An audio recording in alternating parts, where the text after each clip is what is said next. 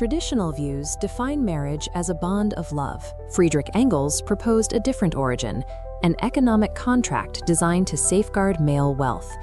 Under this theory, the modern family structure functions as a mechanism for managing inheritance by controlling female reproduction.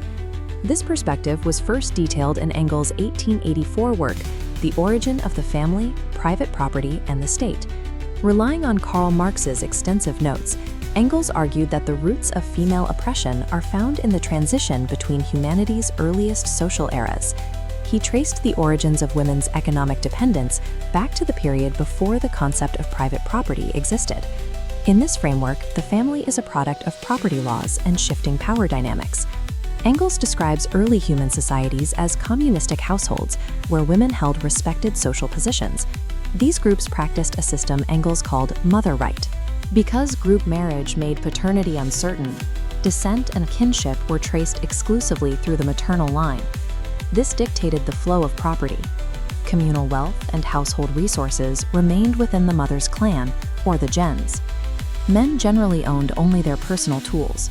They held no individual control over the family's core wealth or the management of the household. Before the rise of private property, the matrilineal unit allowed women a high degree of social autonomy. The shift began with the domestication of animals and the rise of agriculture. These advances created surpluses in the form of livestock and land. Since men were typically responsible for procuring food, they became the owners of these new herds and the tools used to manage them. This created a legal conflict. While men held significant property, mother right required their wealth stay within their mother's clan upon death. Under this system, a man's biological children were legally disinherited, belonging to their mother's clan. The accumulation of private wealth made the matrilineal social structure an obstacle to the preservation of a father's legacy. To ensure wealth passed to his own children, man required a guarantee of paternity. This necessitated the overthrow of mother right. Engels famously described this transition as the world historical defeat of the female sex, a shift reflected in the patriarchal structures of ancient Rome. Men enforced strict monogamy on women, transforming the female partner into a producer of legitimate heirs for inherited property. Engels concluded that the rise of monogamous marriage was the subjugation of one sex by the other to secure the future of private property. This ancient economic convenience remains embedded in the structure of the modern family. Engels identified this dynamic as the first-class antagonism in history, a household where the man acts as the owner and the woman as the uncompensated worker. Classical societies, such as those depicted on Greek pottery, institutionalized this imbalance. They enforced strict monogamy for wives while tolerating adultery for husbands.